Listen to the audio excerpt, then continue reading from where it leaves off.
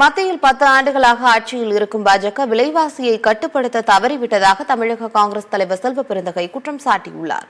திருப்பத்தூரில் தேர்தல் பரப்புரையில் ஈடுபட்ட அவர் வாக்குறுதிகளை நிறைவேற்றாத பிரதமர் மோடியை வீட்டுக்கு அனுப்ப மக்கள் தயாராகிவிட்டதாக தெரிவித்தார். மத்திய பாஜக அரசை உச்சநீதிமன்றம் தொடர்ந்து கொட்டிக்கொண்டே இருப்பதாக தெரிவித்துள்ளார். தேர்தல் விதிமுறைகள் நடைமுறைக்கு வந்ததும் முதலமைச்சர்களை கைது செய்து விசாரணை அமைப்புகள் மூலம் எதிர்க்கட்சிகளை முடக்கும் முயற்சியில் ஈடுபட்டுள்ளதாக குற்றம் சாட்டியுள்ளார்.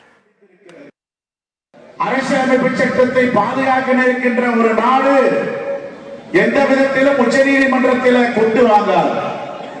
உச்சநீதிமன்றம் பல முறை எச்சரித்திருக்கிறது. எதையும் காதில் வாங்குவதில்லை மோடி. உச்சநீதிமன்றம் மட்டுமா பாஜக அரசை கண்டித்தது? ஐநா சபையில் 2 நாட்களுக்கு முன்பு கண்டித்திருக்கிறது. தேர்தல் நடைமுறைக்கு வந்துவிட்டது.